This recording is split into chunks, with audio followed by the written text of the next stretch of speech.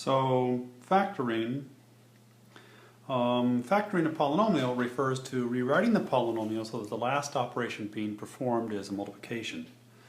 So for instance, we usually write polynomials in this expanded form like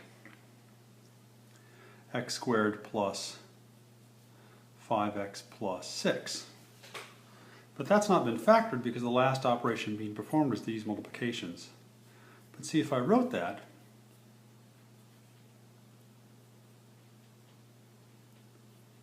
as x plus 2 times x plus 3, you can FOIL this out and see that that does equal x squared plus 5x plus 6. Then the last operation being performed is a multiplication. So this section is about factoring polynomials and how to do it.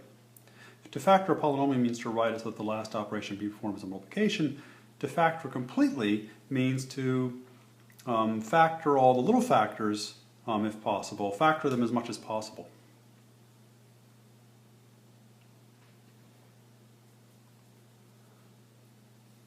So how do we factor? Well, step one should be you always look and factor out any common factors. Having done that, the way I factor a polynomial depends on how many terms it has. If there are two terms, then I look for, I'll just say square minus a square, or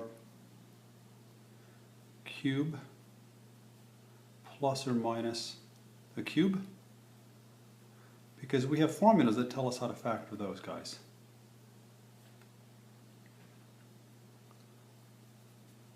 If there are three terms, I guess the best way to describe it is backwards FOIL. That's kind of how I factored this guy. Wasn't sure how it would come out because I did it in my head. But backwards FOIL. We'll do an example of that. If there are four terms, those can be really hard. About all I can try is this method of grouping. Truth is, grouping rarely works with four terms, except in the four-term guys in the homework that you'll see, they've been rigged so that grouping works all the time. You'd think grouping was this terrific method based on the homework. Let's try some examples that say factor completely. So my first one here, I'm supposed to factor 48x to the fifth minus 3x. Now I notice there's a common factor of 3 because 48 is divisible by 3. There's also x's in each, so I should look for the highest power of x that occurs in both, and that's x to the 1. So let's factor out a 3x to the 1. So when I take out the 3x from the 48x to the fifth, I'm left with 16x to the fourth. And when I take the 3x out of this, I'm just left with a 1. A minus 1 because that's a minus there. Factoring out a common factor is like using the distributive law in reverse. If you want to double check your work, just take this 3x and distribute it back across this difference here. And 3x times 16x to the fourth will be 48x to the fifth. And 3x times negative 1 will be the minus 3x I had originally. Taking out a common factor like 3x is also like dividing each term by 3x. I mean, this 16x to the fourth is 48x to the fifth divided by the 3x. And this 1 is there because that 3x divided by this 3x is 1. I can factor that some more if I look for, well, the difference of squares or the difference of cubes. That's a square. I mean, 16 is 4 squared. What's x to the fourth the square of? Well, that's the square of x squared. Is 1 the square of something? Sure, it's the square of 1. So I see here two things being squared. If I remember this difference of squares formula, I should get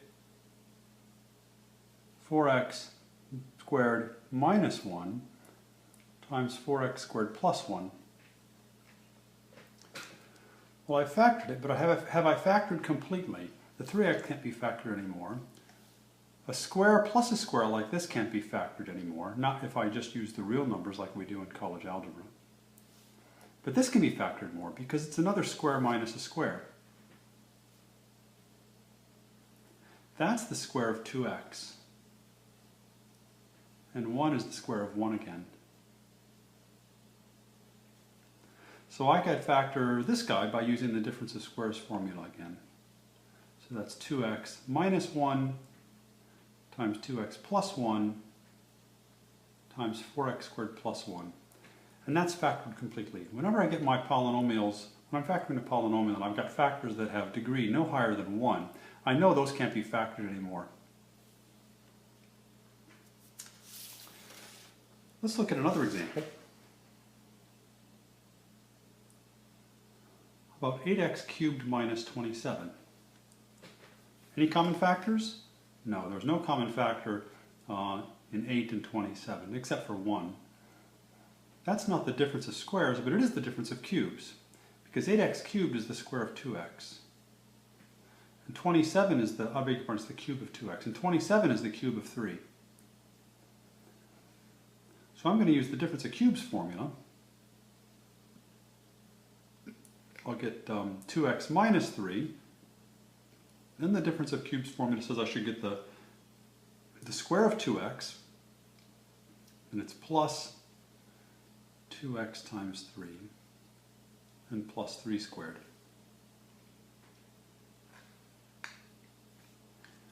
Remember, in the difference of cubes formula, there's a minus there, and then these are all pluses.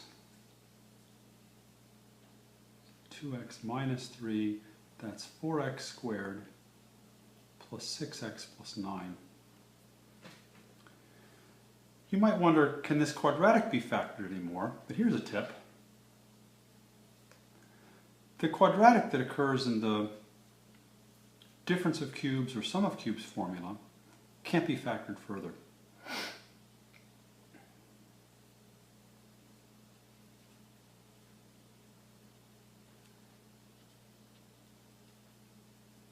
From, I'll say, the a cubed minus b cubed formula or the a cubed plus b cubed formula,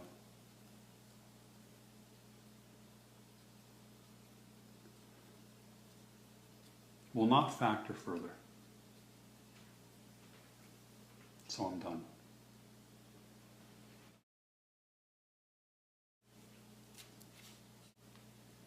Here's a 4-term example I cooked up to work out right, I think. About 2x cubed minus x squared plus 10x minus 5. I don't see any common factors. It's got 4 terms, so I tried this thing called grouping. Grouping is where you group together the first 2 terms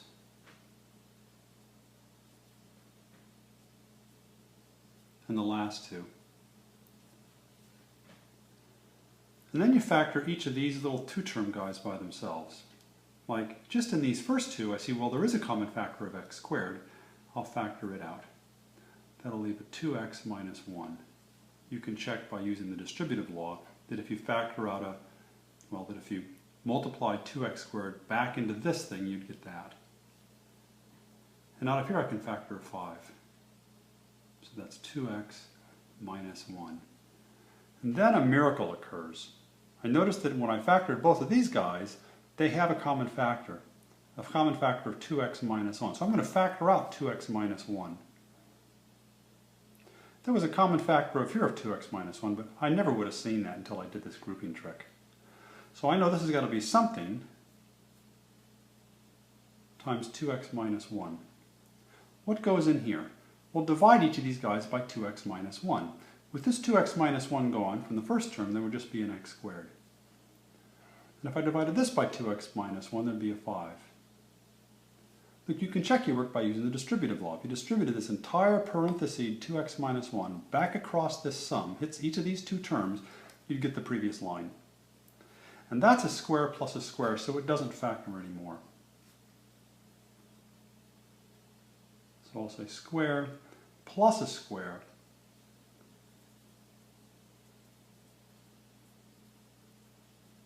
doesn't factor. So we're done. Well, let's try a 3-term example. So let's factor completely this polynomial 15x to the 4th plus x cubed minus 6x squared. And you see there's a common factor of x squared. Let's factor it out. 15x squared plus x minus 6. So this 3-term guy, that's the real challenge. With 3 terms, I try to figure out what would go in here so that if I multiplied these 2 guys out, by FOIL, I'd get 15x squared plus x minus 6. So whatever goes here and there are going to give me the first term. That's going to be the 15x squared. And whatever go here and here, the last term is going to produce the 6. So here and here have to go a couple of numbers that multiply to give me 15. Maybe it's a 1 and a 15 or a 3 and a 5. Here and here have to go a couple of numbers to multiply up to give me 6, a 1 and a 6 or a 2 and a 3. But then the tricky part is the outside and the inside terms have to give me x. This number of x plus that number of x has got to be 1x. Now, I don't try to just write this all out with all possible combinations of factors of 15 and 6. I try to do them like this. So like I could have a 1 and a 15. I could have a 1 and a 6. And one of the factors from the 15 is going to hit one of the factors of 6. I think of it like this. Imagine this 1 hits that one, and this 15 hits that 6. Well, that's going to give me 1x. That's going to give me 90x. There's no way that 1x and 90x are going to give me 1x in the middle. Maybe I should multiply them this other way. I'll try it this way. Maybe the 1 is going to multiply by the 6, and the 15 times the 1. That's going to give me 6x, and that would give me 15x, but they're still not going to add or subtract to give me x. Maybe smaller numbers. How about 3 and a 5 and a 2 and a 3? I could put a 3 and a 5 in the blue spaces and a 2 or 3 in the 6. And depending on where I put them, maybe the 3 multiplies the 2 and the 5 multiplies that 3. That would give me 6x and 15x. That's not going to add or subtract to give me 1x. Maybe I should multiply them like this. If that 3 hits that one, then I get 9x, and that would give me 10x. Ah, that's good. I think I want to use, 9x and 10x to get me 1x. So I need to use a 3 and a 5 to get the 15. I'll put a 3 and a 5 here. And I got to put a 2 and a 3 in the green spaces in such a way that the 3x hits the 3. So let's see, this 3x is going to hit that number. So I've got to put the 3 there. And this 5x has got to hit the 2. I need to put the 2 there. There's a minus there, so the signs have to be plus and minus. And when I got to put the plus and minus in so that I get positive x when I'm done. Let's see, that's going to give me 9x in the outside term, and the inside term is going to give me 10x. I want plus 10x minus 9x to get plus x. So put a plus here to give me plus 10x, and minus 3 there to give me minus 9x. There we go. That's a little muddled. I feel the need to rewrite that to make it look prettier. 2, 5x minus 3. Now I feel better.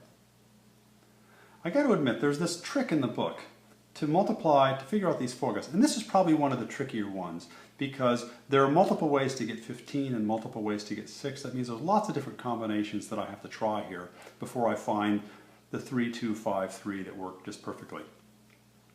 And you know, the more divisors there are to that x squared coefficient and the more divisors there are to the 6, the trickier the problem becomes.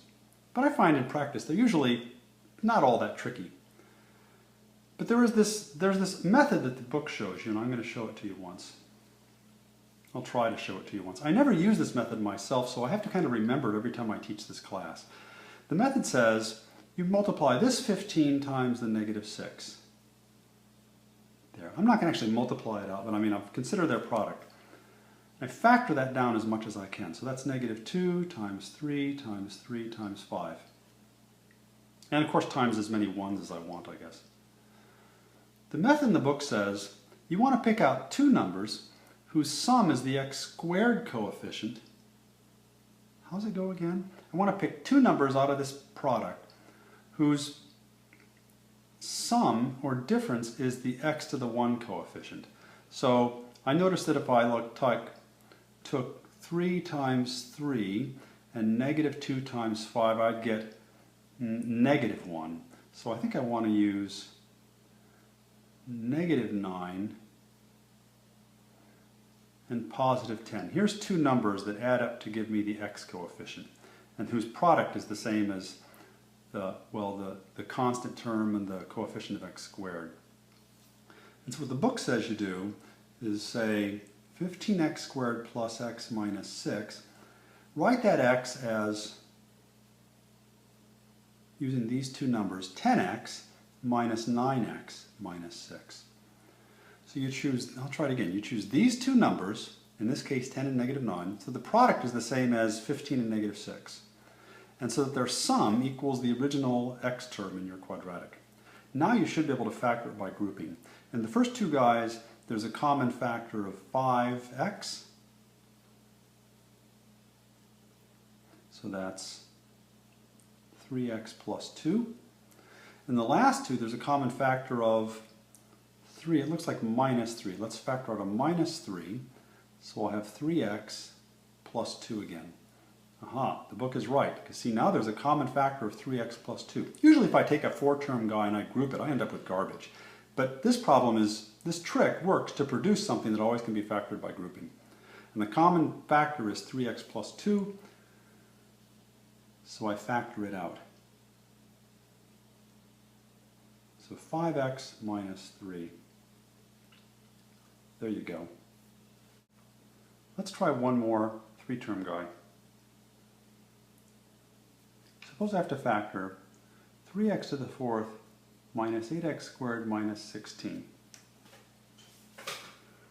This has got 3 terms. There's no common factor. So my only hope is to use backwards FOIL. But now here's the tricky part. Instead of having x to the 1 here and x squared there, I've got x squared there and x to the 4th there. X to the 4th is x squared squared. So this is like a backwards FOIL problem, but the x's have been replaced by x squared. So what goes here and here are a couple of numbers to multiply to give me 3. Well, that's got to be a 1 and a 3.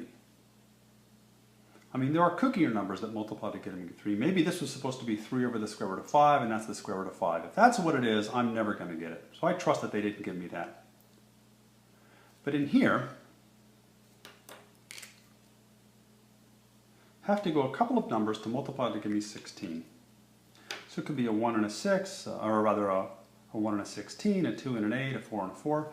Let's try some out here. So 1, 3, 2, 8. If I put the 1 and the 3 in and the 2 and the 8 in somewhere, I could either multiply this one by that 2 and that by that. That's going to give me a 2 and a 24. 2 and 24 are never going to add subtract to give me 8. Maybe it's this. Maybe it's 1 times 8 and 3 times 2. That's 8 and 6. 8 and 6 are never going to give me 8. How about 1 and 3 and 1 and 16? Let's see, that times that, that times that. That's 1 and 48. There's no way I'm going to get 8 out of that. How about this way? 1 times 16, 3 times 1. 16 and 3 give me 16 and 3. I'm going to get a 13 or a 19, but I'm not going to get 8 out of that. I mean, I'm looking for these products to add or subtract to give me the negative 8 that I see there. How about one more? Let's see. 1 times 4, 3 times 4. There's a 4 and a 12. See, 4 and 12 could subtract to give me that minus 8. So I think I have to have a 1 and a 3 here, and I've got to have 2 4s in there. See, that product will give me the 12x squared, and there's 4x squared, the outside and the inside terms, and I can rig it so that that gives me negative 8x squared. To get negative 8x squared, I'd have to have negative 12x squared, so this has to be a minus, and plus 4x squared, so this must be a plus. I know because that's a minus, one of these has to be a plus and one of them has to be a minus. And these products, the inside and outside terms have to add up to negative 8x squared. So that must be, let's clean it up a little bit. That's x squared minus 4 times 3x squared plus 4. It's factored. Is it factored completely? No, because that's a difference of squares. When I factor it, I'll be done. That's x minus 2, x plus 2. This is 3x squared plus 4. Generally, a square plus something positive can't factor anymore. So I'm done.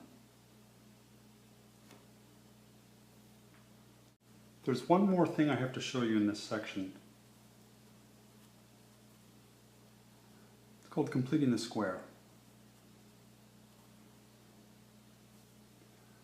Completing the square is based on this formula. It's the perfect square formula. X plus or minus b squared, it's the first thing squared plus the last thing squared plus 2 times their product. So that'd be, depending on whether that's a plus or minus, this would be a plus or minus 2 times b times x. So for instance, if I had x squared minus 14x, to complete the square is to ask, or rather to answer this question, what would go in here so that these 3 terms together make a perfect square, and what would go in here? What would be that the square of? So the thing to recognize is that that x coefficient is, when divided by 2, and then squared, gives me that third term. I want to take this minus 14, divide it by 2, and square the result. So that's negative 7 squared is 49. It's kind of like, from this information, we learn what b is, put it here and here. So how does that 3-term guy factor? That must be x minus 7 squared. It's all about recognizing from this that b has to be negative 7. Here, I'll try one more. How about x squared plus 12x? To complete the square is to find the number that goes here so that these 3 guys make a square. And what is that the square of? Take half of that and square it. Half is 6, squared is 36. And see, what I've got exactly fits this formula now. Half of that number squared is that number. Just before I squared it, I had b right in my hands. It was 6. So this must be x plus 6. And you can just double check it. The first thing squared is x squared. The last thing squared is 36. 2 times their product is 12x. And so to complete the square is to find the number that goes there and to figure out how that's a perfect square, to write that guy as a perfect square.